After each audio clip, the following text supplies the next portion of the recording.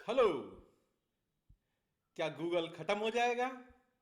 क्या गूगल का भविष्य खतरे में है? गूगल के लिए खतरे की घंटियां। जी हाँ, हम किसी मसाला न्यूज चैनल की बात नहीं कर रहे हैं। हकीकत में इस समय टेक्नोलॉजी वर्ल्ड की बहुत सारी वेबसाइट, सारे न्यूज चैनल टेक्नोलॉजी वर्ल्ड के, ये सब ऐसी ही कुछ बातें कर रहे हैं। हाल ही में चैट जीपीटी नाम से एक सॉफ्टवेयर आया है, जिससे गूगल के लिए खतरे का निशान हो गया है। अभी आगे बढ़ने से पहले हम पहले कुछ न्यूज वेबसाइट देख लेते हैं कि वो इस विषय पर क्या बोल रहे हैं। फिर इसके बाद हम डिस्कस करेंगे कि ये चैट जीपीटी है क्या, ये आर्टिफिशियल इंटेलिजेंस है क्या, और क्या वाकई में गूगल का भविष्य खतरे में है। तो उससे पहले हम देखते हैं कुछ झलकियां। तो अब हम देख रहे हैं ये सारी वेबसाइट्स क्या बातें कर रही हैं। न्यूयॉर्क टाइम्स बोल रहा है a new chatbot is a code red for Google search business. Wow. CNBC discuss कर रहा है Google versus ChatGPT.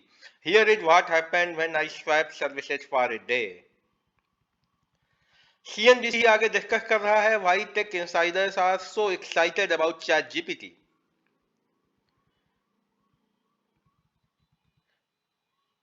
New York Times discuss कर रहा है the new chatbots could change the world, can you trust them. तो आप देख रहे हैं कि ये सारी जितनी भी वेबसाइट हैं, ये सभी बस 15 दिन पहले एक आए नए सॉफ्टवेयर चैट जीपीटी से गूगल की तुलना कर रही हैं और बहुत एक्साइटेड हो रही हैं। वो बता रही हैं कि चैट जीपीटी में कुछ अच्छाइयां हैं। अब मैं पहले आपको जल्दी से बता देता हूं कि ये चैट जीपीटी है क्या।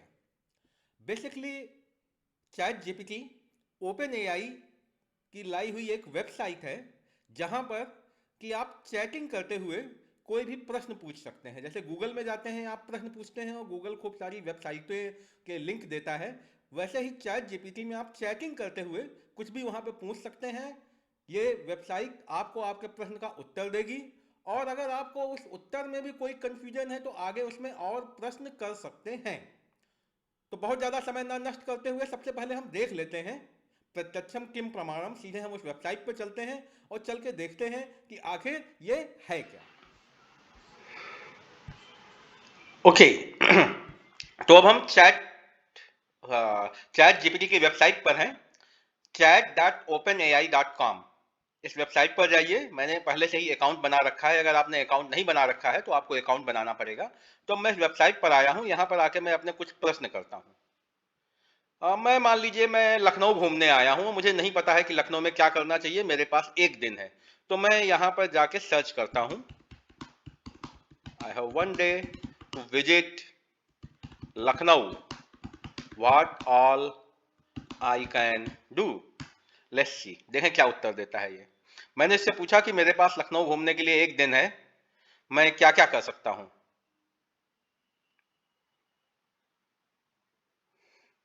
Okay.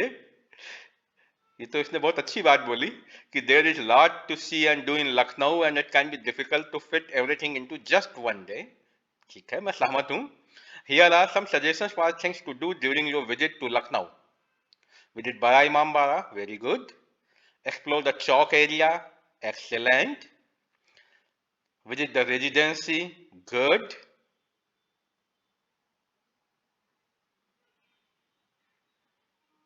Okay, okay.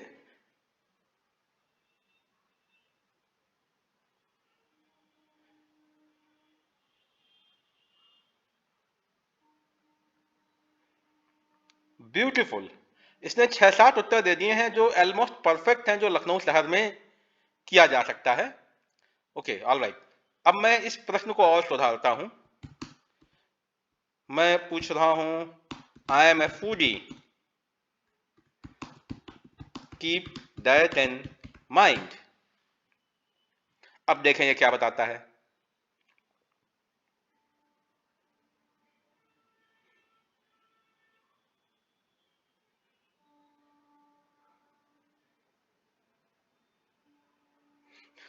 Okay.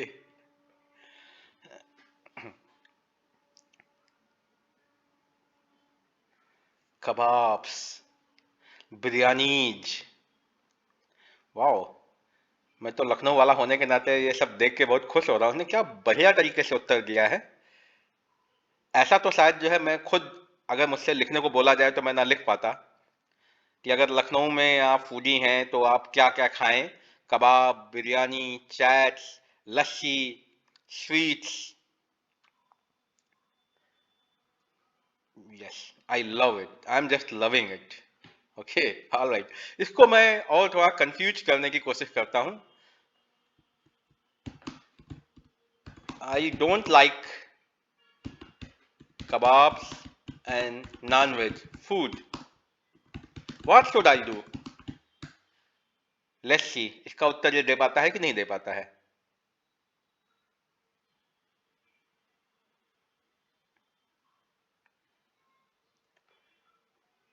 Okay, ये बिल्कुल अड़ा हुआ है। ये हमको एकदम परफेक्ट आंसर दे के ही मानेगा। इसने बोला कि अगर आपको कबाब और नॉनवेज फूड पसंद नहीं है तो भी आप बहुत सारी और चीजें लखनऊ में ट्राई कर सकते हैं। इतना तो खैर मैं लखनऊ वाला होने के नाते किसी और को कन्विंस नहीं कर सकता जितना ये मुझे कन्विंस करने में लगा हुआ है। क्या क्या बता रहा है, मैं क्या क्या खा सकता हूँ? Chat, yes good. Paratha, excellent. Samosa, okay. Dosa, I mean Lucknow का डोसा तो खैर फेमस नहीं है, बट देन स्टिल ये तो प्रूव कर रहा है कि लखनऊ में आप क्या क्या कर सकते हैं। तो यस, मेक सेंस। डोसा, लस्सी, मिठाइयाँ, या ब्यूटीफुल। इसका उत्तर बहुत ज्यादा प्रिसाइज एंड काफी अच्छा है। ये ऐसा उत्तर है जैसा कि अगर मैं किसी लखनऊ वाले से आमने सामने बैठकर बात करूं तो जैसा वो उत्तर देगा। चलिए कुछ नया ट्राई करते हैं। Let's ask the question of the day, who is Rahul Gandhi? देखें क्या बताता है।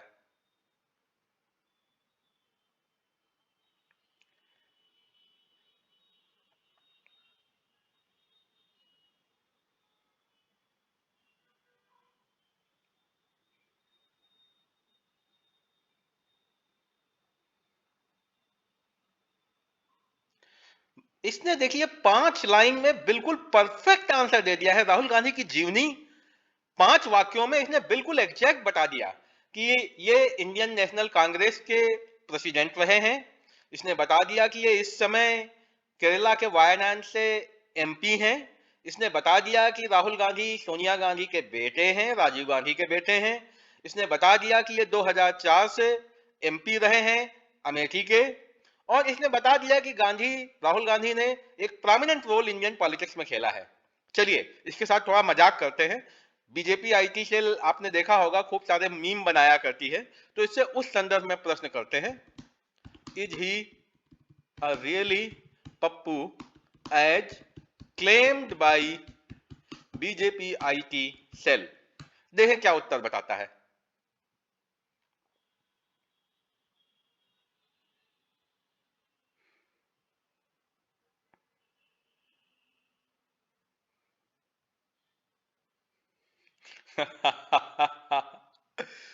ब्यूटीफुल।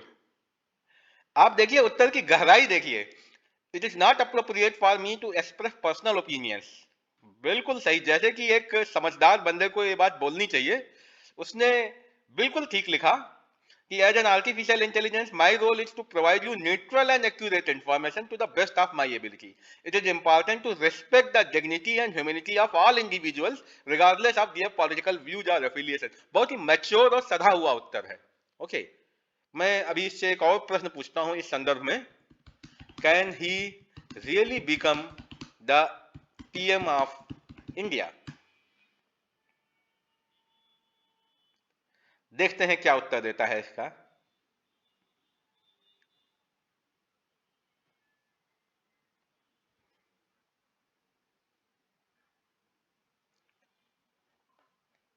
इसके उत्तरों की गहराई देखिए। ये वाला उत्तर इसने बिल्कुल वैसे ही दिया जैसे कि किसी पॉलिटिकल साइंस के लेक्चरर को देना चाहिए। इसने बताया कि भारतीय पार्लियामेंट्री सिस्टम में प्राइम मिनिस्टर बनने के लिए जो प्रेसिडेंट ऑफ इंडिया है वो इनवाइट करता है। प्राइम मिनिस्टर प्रायः एक सिंगल पॉलिटिकल पार्टी या कोलिजन ऑफ पार्टी जिसने लोकसभा में बहुमत पाया है उसका नेता होता है। इसने बताया कि राहुल गांधी प्रोमिनेंट पॉलिटिशियन है, इंडियन नेशनल कांग्रेस में विभिन्न पदों पर रहे हैं, वो भारत का प्रधानमंत्री बनेंगे या नहीं बनेंगे ये तो भविष्य के चुनाव और पॉलिटिकल डायनामिक्स पे आधारित होगा। अल्टीमेटली ये तो इंडिया के वोटर्स डिसाइड करेंगे कि कौन प्रधानमंत्री बनेगा कौन नहीं बनेगा। बिल्कुल परफेक्ट आंसर है ये। ऐसा उत्तर है जैसा कि अगर आप पॉलिटिकल साइंस का किसी प्रोफेसर से प्रश्न करें और वो जैसा उत्तर देगा वैसा ही ये उत्तर है। तो संक्षेप में अभी तक हमने 2 प्रश्न किए, इन दोनों ही प्रश्नों के उत्तरों की डेप्थ मुझे तो बहुत अच्छी लगी। चलिए अब सीधे विषय पर बात करते हैं कि क्या गूगल को वाकई में हराया जा सकता है। वो लोग जो अभी नए हैं, जो अपने करियर का आरंभ कर रहे हैं, जिनकी युवावस्था है, 20 21 22 साल के हैं, उनको तो देख के लगेगा कि गूगल को हरा पाना एकदम असंभव है। लेकिन हमारे साथ में ऐसा नहीं है। हमने दुनिया देखी है। हम 47 ईयर्स के हैं। हमने बहुत सारी वेबसाइट, बहुत सारे बिजनेसेस को बनते और बिगड़ते देखा है। तो सबसे पहले गूगल की ही बात कर लेते हैं। मुझे बहुत अच्छे से याद है, ये बात है वही अराउंड 98 99 की बात है। मैं उस समय अमेरिका में ही था। उस समय इंटरनेट पर 2 सर्च इंजन बहुत ज़्यादा पॉपुलर थे। एक था अल्टा विस्टा और एक था हॉटबॉट। अल्टा विस्टा को न्यू हैम्पशायर कनेक्टिकट में कंपनी थी, digital equipment corporation, DEC. DEC ने अल्टा विस्टा को बिलियंस ऑफ डॉलर्स में खरीदा था। और मैं उस समय बोस्टन में रहता था। क्योंकि मैं टेक्नोलॉजिकल बंदा था, जब ये खबर आई तो बिल्कुल चारों ओर बस यही यही न्यूज़ थी, यही न्यूज़ सारे न्यूज़पेपर्स में, यही न्यूज़ टीवी पे चल रही थी। तो मैं उस शहर में घूमने गया। शहर में बड़ी बड़ी कटआउट होर्डिंग लगे थे। सबको ऐसा लग रहा था कि भविष्य की सबसे बड़ी कंपनी अब डीईसी हो जाएगी, क्योंकि इसने अल्टा विस्टा को खरीद लिया है। अल्टा विस्टा भविष्य है, सर्च इंजन, ये तो पूरे छा जाएंगे इंटरनेट को, बिल्कुल दुनिया की सबसे बड़ी कंपनी होने वाली है। और फिर उसके बाद में मैं घर आया और मे भी शायद उसके एक आध महीने बाद की बात है। रात के 11 बजे करीबन मेरा एक नेबर था, अमेरिकन नेबर था। वो भी टेक्नोलॉजिकल पर्सन था। रात के 11 बजे वो आया। अमेरिकन टिपिकली आपको रात को ऐसे डिस्टर्ब नहीं करते हैं, वहाँ प्राइवेसी का बहुत ज़्यादा महत्व है। पर वो रात को 11 बजे आया, मुझे लगा कुछ सीरियस हो गया। उसने मुझको बताया कि कैलिफोर्निया में एक नई स्टार्टअप आई है, 2 नए बच्चे आए हैं और उन्होंने एक सर्च इंजन निकाला है, वो बहुत शानदार है। मैं हंसा और मैंने बोला यार कहाँ, अभी उनको जो है अल्टा विस्टा को बिलियंस ऑफ डॉलर्स में खरीदा गया है और उसको जिन्होंने खरीदा है उनके पास बिलियंस ऑफ डॉलर्स हैं। सर्च इंजन बनाना कोई बच्चों का खेल नहीं कि वहाँ यूनिवर्सिटी में पढ़ने वाले 2 बच्चों ने सर्च इंजन बना दिया और तुम मुझको बताने आ रहे हो कि ये जो है अल्टा विस्टा और डीसी को हरा देंगे। उसने बोला अरे देखो तो खैर हम दोनों लोग बैठकर google.com पे गए और वहां पहुंच के हमने जैसे आज की तारीख में अभी चैट जीपीटी में कुछ सर्च देखी हो वाव बोला, वैसे ही गूगल का भी मेरा पहला इंप्रेशन था। गूगल पे जाके मैंने जैसे ही सर्च किया, मेरे मुझे एग्जैक्टली ही सब निकले वाव। उससे पहले मैंने उससे अच्छा कुछ देखा ही नहीं था। अल्टा विस्टा हॉट बात तो उसके आगे मुझे बच्चे लगने लगे। और मेरे ख्याल से वो दिन और आज का दिन, मैं आज तक उसके बाद कभी अल्टा विस्टा पे गया ही नहीं। आप लोगों ने तो नाम भी ना सुना होगा, लेकिन कल्पना करिए कि उस समय की वो इतनी बड़ी कंपनी थी, बिलियंस ऑफ डॉलर्स में बिकी थी। उसके जो खरीदने वाली कंपनी थी वो भी उतनी ही बिलियंस ऑफ डॉलर की कंपनी थी, पिछले दसियों साल से चली आ रही कंपनी थी। उस कंपनी को एक कैलिफोर्निया में पढ़ने वाले 2 बच्चों ने एक सर्च इंजन बनाया और 1 साल के अंदर उस कंपनी को हरा दिया। तो बेसिकली ये कहना कि गूगल को कोई हरा नहीं सकता, ये बचकानी बात है। निस्संदेह कल नया होगा, एक नया दिन होगा, कुछ एक नया प्रोडक्ट आएगा और वो प्रोडक्ट आएगा तो ऐसा छा जाएगा मार्केट में कि फिर गूगल दिखाई नहीं देगा। ऐसे ही हमेशा सारे इन्वेंशन ऐसे हुए हैं, आप याद कर लीजिए।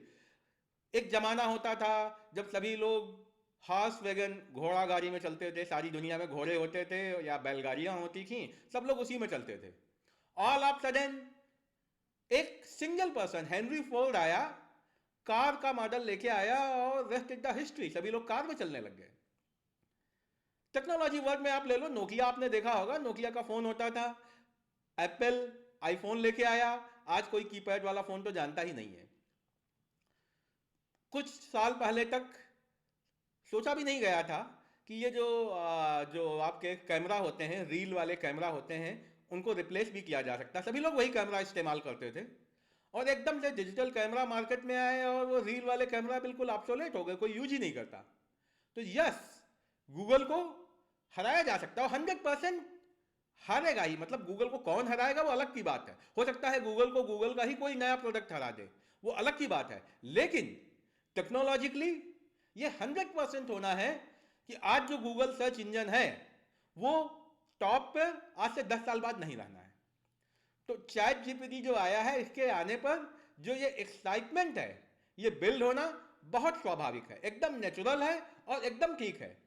गूगल काफी लंबे समय से राज कर रहा है, अब कोई ना कोई कहीं ना कहीं कोई ना कोई भविष्य तो आएगा ही आएगा, बहुत हो गया, अब कुछ नया आना चाहिए। अब देखते हैं कि वो नया आखिरकार है क्या। तो अब बात करते हैं ओपन एआई की, वो कंपनी जिसने चैट जीपीटी का निर्माण किया है, जिसने चैट जीपीटी का इन्वेंशन किया है। सबसे पहले उस कंपनी की बात कर लेते हैं कि वो कंपनी क्या है, क्या वो वाकई में इतनी सक्षम है कि गूगल से पंगे ले सके। ओपन एआई 2015 में एलन मस्क, नाम आप जानते ही हैं, एलन मस्क और इसी तरह से इंडस्ट्री के कुछ बड़े बड़े वेटरन्स आए और उन्होंने एक एनजीओ, एक not for profit company open AI खोली, जिसका उद्देश्य था कि आर्टिफिशियल इंटेलिजेंस में कुछ नया किया जाए, कुछ रिसर्च किया जाए और वो रिसर्च पब्लिक डोमेन में हो।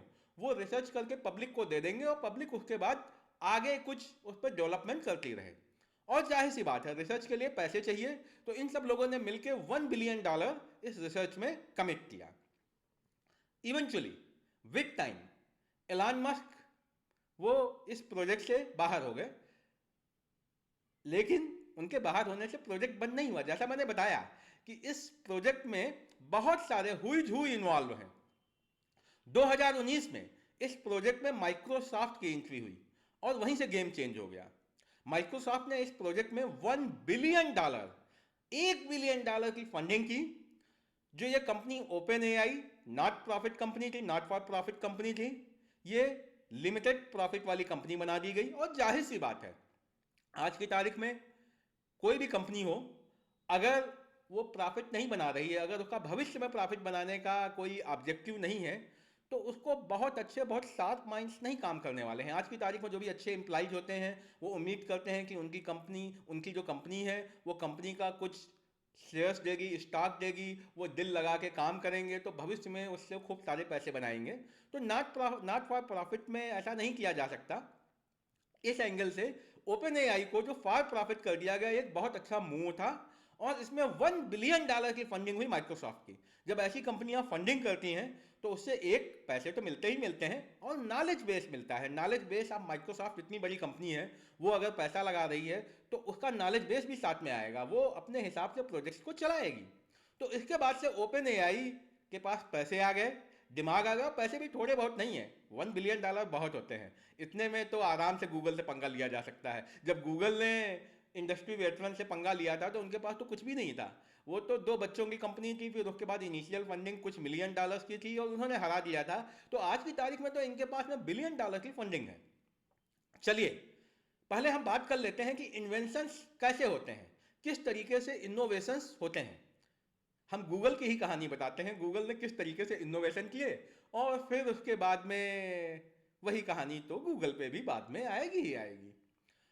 ये बात है वही 1999-2000 के आसपास की। उस समय अगर आपको इंटरनेट पे जाना हो तो केवल एक ब्राउजर होता था माइक्रोसॉफ्ट का, उसे बोलते थे इंटरनेट एक्सप्लोरर। सोचा भी नहीं जा सकता था कि इंटरनेट एक्सप्लोरर का कोई भविष्य में कंपटीटर आएगा। माइक्रोसॉफ्ट तानाशाह कंपनी, मोनोपोली थी उनकी, तो वो मोनोपोली का ऐसे मिसयूज करते थे कि एक कंपनी नेटस्केप नेविगेटर थी, उनका ब्राउजर आया, पर माइक्रोसॉफ्ट ने अपनी विंडोज में ऐसा चेंज किया कि वो ब्राउजर चलना ही बंद हो गया। अब भाई आप उस जमाने में मोबाइल वगैरह तो थे नहीं, कंप्यूटर का मतलब पीसी और पीसी का मतलब माइक्रोसॉफ्ट विंडोज, और आपका ब्राउजर माइक्रोसॉफ्ट ने सोर्स कोड में चेंज कर दिया तो वो ब्राउजर अब चलेगा ही नहीं। यद्यपि बाद में माइक्रोसॉफ्ट के ऊपर अदालत में मुकदमा चला और उन्होंने खूब पेनाल्टी भरी, लेकिन क्या फर्क पड़ता है, जो उनका कंपटीटर था वो तो बंद हो गया ना। तो सोचा भी नहीं जा सकता था, नियर बाई मोनोपोली थी। ऑलमोस्ट 100% लोग इंटरनेट एक्सप्लोरर का इस्तेमाल करते थे कभी भी वेबसाइट पर जाने के लिए। फिर जैसा कि हमेशा होता आया है, इंडस्ट्री वेटरन्स और जो इंडस्ट्री के बड़ी बड़ी कंपनियां थी, उन्होंने डिसाइड किया कि ऐसा है, अब बहुत हो गया, अब कुछ नया रिसर्च करते हैं। तो मोजिला फाउंडेशन नाम से एक कंपनी बनाई गई, नॉट फॉर प्रॉफिट कंपनी बनाई गई। उस कंपनी का उद्देश्य, उस नॉट फॉर प्रॉफिट फाउंडेशन का उस नॉट फॉर प्रॉफिट फाउंडेशन का उद्देश्य था कि वो एक वेब ब्राउजर बनाएंगे जो पब्लिक डोमेन में डाल देंगे। वो अपना एक बेस ब्राउजर बनाएंगे, उसको बना के पब्लिक डोमेन में दे देंगे, और उसके बाद में जो डेवलपर्स हैं या कोई भी और कंपनी है वहाँ से उतना कोड लेके अपने हिसाब से उसको मॉडिफाई कर ले, चला पाए चला ले। बहुत अच्छा नोबेल ऑब्जेक्टिव था, और इसमें सभी कई सारी कंपनियां इन्वॉल्व हुई। Eventually Mozilla foundation Mozilla corporation बन गई, फॉर प्रॉफिट कंपनी। गूगल ने उसमें फंडिंग किया और उन्होंने ब्राउजर बनाया। अभी भी मोजिला का फायरफॉक्स ब्राउजर आता है, पर जो उनके ब्राउजर का कोड था, उस सोर्स कोड को इस्तेमाल कर उसमें कुछ मॉडिफिकेशंस कर गूगल एक अपना ब्राउजर लेके आया, गूगल क्रोम। आज की तारीख में आप सभी लोग जो भी इंटरनेट का प्रयोग करते हैं सब जानते हैं कि इंटरनेट जाने के लिए गूगल क्रोम का इस्तेमाल करना होता है। इंटरनेट एक्सप्लोरर तो खत्म ही हो गया। अब तो खैर माइक्रोसॉफ्ट अभी एक नया ब्राउजर लेकर आई है, थोड़ा बहुत वो चल रहा है, माइक्रोसॉफ्ट एज। लेकिन इंटरनेट एक्सप्लोरर को बिल्कुल खत्म कर दिया गूगल क्रोम ने। सन 2000 में इंटरनेट एक्सप्लोरर 100% लोग प्रयोग करते थे, और 2009-10 में जहां गूगल क्रोम आया तो वो नंबर बिल्कुल खत्म ही हो गया। मुश्किल से 8-10% लोग इंटरनेट एक्सप्लोरर का प्रयोग करते थे, और मे बी 90% लोग जो है गूगल क्रोम पर आ गए थे। तो आप देखिए कि ऐसी कंपनी माइक्रोसॉफ्ट, जिसकी नियर बाई मोनोपोली थी, उनके प्रोडक्ट को ख़त्म करने के लिए पहले इंडस्ट्री के बड़े बुजुर्गों ने, दिमागदार लोगों ने पैसा लगा के एक नॉट फॉर प्रॉफिट कंपनी बनाई। उसने कुछ काम किया, फिर वो not for profit company for profit company बना दी गई, और माइक्रोसॉफ्ट के कंपटीटर गूगल ने उसमें पैसा लगाया और उसने एक प्रोडक्ट बनाया, और अंततः उस प्रोडक्ट का प्रयोग गूगल ने किया और माइक्रोसॉफ्ट को हरा दिया ब्राउजर फील्ड में। लेकिन कहते हैं इतिहास हमेशा अपने को दोहराता है। तो आज माइक्रोसॉफ्ट वही कर रहा है जो गूगल ने कभी माइक्रोसॉफ्ट के साथ किया था। माइक्रोसॉफ्ट ने ओपन एआई में $1 बिलियन की फंडिंग की। ओपन एआई भी नॉट फॉर प्रॉफिट कंपनी आरंभ हुई, नॉट फॉर प्रॉफिट फाउंडेशन आरंभ हुआ, फिर माइक्रोसॉफ्ट ने फंडिंग की। अब ओपन एआई एक बहुत शानदार प्रोडक्ट के साथ में आई है, और हु नोज, इस प्रोडक्ट का प्रयोग कर मे भी कल को माइक्रोसॉफ्ट एक बहुत शानदार सर्च इंजन बना सकता है, जो गूगल को हरा सकता है। नहीं हरा सकता है वो अलग की बात है, लेकिन अभी तक का इतिहास देखते हुए ये नहीं कहा जा सकता कि नहीं हरा पाएगा, ये तो तय बात है। हाँ, कंपटीशन होगा, वो तो होता ही आया है, लेकिन संभावना दिख रही है, कुछ तो है बॉस, कुछ तो अच्छा हो रहा है। तो चलिए अब अगली बात करते हैं। आखिर ओपन एआई जो कंपनी है, जिसका इतना शोर शराबा हो रहा है, क्या इसमें वाकई में कोई दम भी है या बस ऐसे ही मुंह मुंह की कहानी है? तो ओपन एआई की अगर हम बात करें, ओपन एआई ने, मैं ओपन एआई को काफ़ी लंबे समय से फॉलो करता आ रहा हूँ, मैं भी टेक्नोलॉजी वर्ल्ड में हूँ और मैं ओपन एआई के कुछ प्रोडक्ट्स का भी इस्तेमाल करता हूँ। तो देखते हैं कि ओपन एआई ने अभी तक क्या क्या जो है प्रोडक्ट्स लाए हैं। ओपन एआई ने, जितना कि मैं जानता हूँ, जितना मैं फॉलो करता आया हूँ, ओपन एआई कुछ समय पहले एक कहना चाहिए कि API, not really the API, एक प्लेटफॉर्म लेके आई, जीपीटी। जीपीटी कहलाता है जनरेटिव प्री ट्रेन ट्रांसफार्मर। ये बेसिकली मशीन लर्निंग का एक प्लेटफॉर्म है, मशीन लर्निंग मॉडल है। न्यूरल नेटवर्क्स होते हैं, ये मशीन लर्निंग करते हैं। काफ़ी टेक्निकल हो जाएगा, मैं उस टेक्निकल में जाने की बजाय, जैसा आप जानते हैं कि मैं सामान्य शब्दों में चीज़ों को समझाता हूँ, तो आप समझिए कि ये जीपीटी आखिर है क्या भला। या जीपीटी समझने से पहले आप ये समझिए कि ये आर्टिफिशियल इंटेलिजेंस क्या भला है, एआई आखिरकार है क्या। क्या वाकई में एआई के पास में इतना दिमाग होता है? तो आपको मैं याद दिला दूं, एक ज़माने में हम लोग बोलते थे कि कंप्यूटर के अपना दिमाग नहीं होता है। हम लोग कहते थे कि सॉफ्टवेयर आप जो बनाओगे वो वही करता है, जितना उसको बता दिया जाएगा उससे ज़्यादा नहीं कर पाएगा। उसका लॉजिक था, सॉफ्टवेयर की अपनी कोई मशीन लर्निंग नहीं थी, जितना ह्यूमन ने सिखा दिया उतना सीख जाएगा।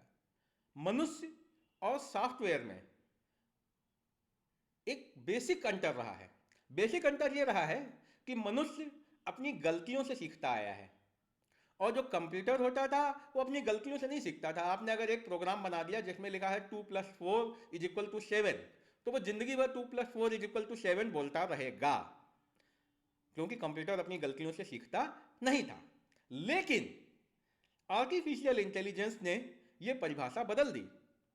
अब जो सॉफ्टवेयर एआई वाले आते हैं, आर्टिफिशियल इंटेलिजेंस वाले सॉफ्टवेयर आते हैं, वो ये करते हैं कि वहां पर दो तरह के प्रोग्राम चलेंगे। एक तरह का प्रोग्राम कुछ आउटपुट देगा, और दूसरा एज ए टीचर इस प्रोग्राम को उसकी गलतियां बताएगा। जैसे छोटा बच्चा होता है, कुछ गलती करता है, टीचर उसको बताते हैं, तो गलतियां उसको बताएगा। फिर इन गलतियों के आधार पर पहला प्रोग्राम फिर से सुधार करेगा, फिर दूसरा प्रोग्राम फिर देखेगा, फिर बोलेगा बॉस अच्छा है लेकिन उतना अच्छा नहीं है, 1/10 मिलेगा। फिर पहला वाला फिर सुधारेगा, दूसरा वाला फिर गलती बताएगा। इस तरीके से गलती बताते सुधारते जैसे मनुष्यों में होता है, जब बार बार उस सॉफ्टवेयर को गलती बताई जाएगी, सुधारी जाएगी, तो एक समय ऐसा आएगा कि वो सॉफ्टवेयर एकदम परफेक्ट काम करने लग जाएगा।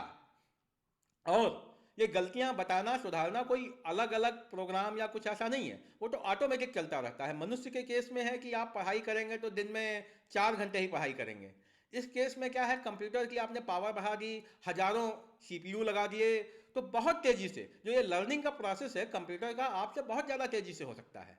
तो यही बेसिकली मोटा मोटा एआई यही होती है, मोटा मोटा एआई मॉडल यही होता है। तो जैसे कि ये जो जीपीटी है, जो ये जीपीटी इनका प्लेटफॉर्म रहा, इस जीपीटी प्लेटफॉर्म में इन्होंने एक ऐसा मॉडल डेवलप किया कि इंटरनेट पर जितना भी डेटा उपलब्ध है उस डेटा को पढ़ के ये उत्तर देने लग गया। आरंभ में ये उत्तर इसके गलत रहे, पर जैसा मैंने बताया ये गलत उत्तर देगा, फिर एक दूसरा प्रोग्राम है जो उसको सही करेगा, और फिर उसके बाद थोड़ा सही देगा, फिर थोड़ा और सही, थोड़ा और सही। समय के साथ साथ ये बहुत अच्छे उत्तर देने लग गया, बहुत अच्छे आर्टिकल लिखने लग गया। अब मैं आपको एक एग्जाम्पल देता हूँ। मैं स्वयं, चूंकि आप जानते हैं कि मैं एक वेब डेवलपर हूँ, वेब एंटरप्रेन्योर हूँ, तो मेरी कुछ वेबसाइट्स हैं। उन वेबसाइट्स पर हम कुछ कंटेंट डालते हैं, हम कुछ इंफॉर्मेशन प्रोवाइड करते हैं। एक समय था वो सारी इंफॉर्मेशन हमारे यहाँ पे ह्यूमंस बैठ के लिखते थे, जिन्हें हम कंटेंट राइटर बोलते थे। अब जब से ये GPT-3, ओपन एआई ने GPT-3 दिया, इस GPT-3 का इस्तेमाल कर हमने कुछ अपने एप्लीकेशंस लिखे। जैसा मैंने बताया कि ओपन एआई इन प्रोडक्ट्स को पब्लिक को दे देता है, हमने उसका प्रयोग करके कुछ अपना एक सॉफ्टवेयर लिखा, और अब हम अपने जो सॉफ्टवेयर है उसको हम आर्टिकल का टॉपिक दे देते हैं और वो अपने आप आर्टिकल लिख देता है। तो चलिए हम आपको एक एग्जाम्पल दिखाते हैं कि GPT-3 किस तरह के आर्टिकल लिखता है। Let's see. जी हाँ, तो हमने अपनी वेबसाइट पर हमें एक आर्टिकल लिखना था, how much snow is Seattle getting. अगर ये मैं अपने किसी कंटेंट राइटर को इस टॉपिक पे लिखने को बोलता, तो उसको वो गूगल पे जाता, ऐसे 10-15 आर्टिकल पढ़ता और उसके बाद में कोई ना कोई आर्टिकल लिखता। मैंने GPT-3 का प्रयोग कर ये आर्टिकल ऑटोमेटिकली एआई का इस्तेमाल कर लिख दिया है। आप देखिए, एक अच्छा सा लगभग 1000-1500 शब्दों का आर्टिकल है, जिसमें प्रॉपर हेडिंग है, बहुत अच्छे तरीके से रिसर्च किया हुआ है। इतना रिसर्च तो शायद मनुष्य भी कभी ना कर पाते। एक एक शब्द लिखे हुए हैं, 230 million cubic metres, 5.7 inch, this is about 25% less than the average in New York. New York से भी तुलना कर दिया है। पूरा प्रॉपर इसकी हेडिंग्स हैं, और बहुत डिटेल में, इतना डिटेल में ह्यूमन शायद ना लिख पाते। और ये सब करने में सॉफ्टवेयर ने मुश्किल से 10 सेकंड लिए। तो जो कार्य मनुष्य अपने दिमाग से लिखने वाला पूरे दिन में करता था, वो ये सॉफ्टवेयर 10 सेकंड में करने लग गया। और मनुष्य के किए हुए काम में डुप्लीकेसी हो सकती है। कई बार ऐसा होता है, हम तो ह्यूमन है ना, तो हमने गूगल में जाके पढ़ा और उसको अपने शब्दों में लिखा भी, तो भी कई बार ऐसा हो सकता है कि वो शब्द उसी वाक्य से प्रेरित हो, इंस्पायर्ड हो। लेकिन ये जो GPT-3 हमें लिख के देता है, वो बिल्कुल एकदम नया होगा। वो शब्द आपको कहीं डुप्लीकेट ना मिलेंगे। हाँ, रिसर्च तो ठीक है, रिसर्च उन्होंने कहीं से उठाई, लेकिन उसको अपने शब्दों में बताया। तो ये जो GPT-3 था, इसने कंटेंट राइटिंग, आर्टिकल राइटिंग, इसको बहुत आसान कर दिया। और मिलियंस ऑफ वेबसाइट से जाके उसको पढ़ के अपने दिमाग से आप कोई भी प्रश्न पूछें, उस प्रश्न के उत्तर में खूब लंबा चौड़ा सा आर्टिकल ये लिखने का काम करने लग गया। ये इनका पहला प्रोडक्ट था GPT-3। अब आते हैं ओपन एआई के दूसरे इन्वेंशन पे। इन्होंने इन्वेंशन किया था डायल ई, DALL-E, डायल ए। अभी उसका सेकंड वर्जन भी आ गया है, डायल E2। डायल E2 क्या करता है, आप उसको इनपुट्स दे दो, आप उसको इनपुट्स दे दो और वो उन इनपुट्स के आधार पर इमेज बना देता है। खतरा है ना? आप खुद सोचिए, कुछ चीजें ऐसी रही हैं जो हम हमेशा से बोलते आए हैं कि केवल मनुष्य ही कर सकता है। आर्ट वाली चीज है ना, कला। आपको चित्रकार से फोटो बनवानी है तो हम बाकी सब कुछ तो सोचते आए हैं कि आदमी जो है कर लेगा, लेकिन बाकी सब कुछ तो हम सोचते आए हैं कि कंप्यूटर कर लेगा, लेकिन कंप्यूटर पेंटिंग कर ले और वो भी ऐसी पेंटिंग कर ले कि अपने दिमाग से कर ले। Just too much boss, just too much. तो चलिए हम पहले कुछ उदाहरण देखते हैं कि डैली किस टाइप की पेंटिंग करता है। अभी कुछ समय पूर्व आप लोग अगर न्यूज से अपडेट रहते हैं तो आपने देखा होगा कि कुछ समय पूर्व last last selfie on earth का काफी जिक्र हो रहा था। काफी सारी वेबसाइट्स और काफी सारे news last selfie on the earth की बात कर रहे थे।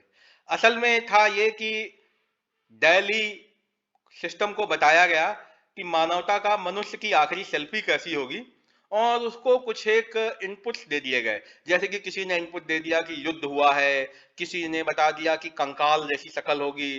तो उसने देखिए, जो आपकी ये आर्टिफिशियल इंटेलिजेंस है उसका प्रयोग कर उसने देखिए इस तरह की सेल्फी अपने आप बना दी है। सारी सेल्फी डेली आर्टिफिशियल इंटेलिजेंस की बनाई हुई है। देखिए कितना इनोवेटिव है। मेरे ख्याल से तो ऐसा शायद किसी चित्रकार को बताने के लिए बहुत अच्छी क्रिएटिविटी चाहिए होगी, लेकिन दिल्ली ने ये सब चित्र स्वयं ही बना दिए। चलिए एक और उदाहरण देखते हैं दिल्ली का इस्तेमाल कर मनुष्यों की जो फोटो बनाई गई हैं उनका। आप देखिए, ये जितनी भी फोटो हमारी स्क्रीन पे देख रहे हैं, ये सारी फोटो कंप्यूटर की बनाई है, और इस तरह का कोई आदमी मानवता के इतिहास में कभी एग्जिस्ट नहीं किया। आपको अपनी शक्ल का तो हम शक्ल हो सकता है मिल जाए, लेकिन इन शक्लों का कोई हम शक्ल नहीं मिलेगा। ये सारी ही फोटो एआई का इस्तेमाल कर, एआई का प्रयोग कर बनाई गई हैं। आप देखिए, आप कुछ भी दे सकते हैं, आप एथनिसिटी दे सकते हैं। आपने बता दिया कि आपको एशियन चाहिए, आई colour brown, okay, female, let's see ये क्या दिखाता है।